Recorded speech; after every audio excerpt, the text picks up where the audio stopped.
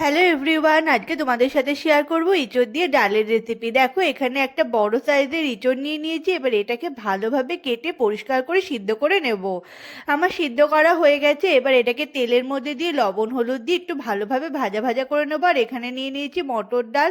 আর এখানে ফোড়ন হিসেবে দিয়ে দিয়েছি তেজপাতা, শুকনো লঙ্কা আর পাঁচ ফোড়ন। এটা একটু লাল লাল হয়ে আসলে এর মধ্যে দেখো আদা কুচি দিয়ে দিয়েছি। আদা কুচিটা দিয়ে এটা ভালোভাবে নাড়াচাড়া করে সিদ্ধ করা ডালটা এর মধ্যে দিয়ে এর মধ্যে দিয়ে দিতে হবে পরিমাণ মতো লবণ আর পরিমাণ মতো হলুদের গুঁড়ো দিয়ে এটাকে ভালোভাবে নাড়াচাড়া করে নিতে হবে। ডালটা যখন একটু ভালোভাবে ফুটে আসবে তখন ভাজা এঁচড়গুলো এর মধ্যে দিয়ে আরেকটু ভালোভাবে নাড়াচাড়া করে নিতে হবে। অপরদিকে একটা মশলার পেস্ট তৈরি করে নেবো। এখানে দেখো জিরা, এটাকে শুকনো খোলায় ভেজে নিয়েছি। এবার এটাকে গুঁড়িয়ে নেব। এবার এই জিরার গুঁড়োটাকে এর ওপর দিয়ে ছড়িয়ে দিয়ে একটু ভালোভাবে নাড়াচাড়া করে নামানোর আগে ওপরে একটু ঘি ছড়িয়ে দিলেই রেডি আমাদের ইঁচড়ের ডাল।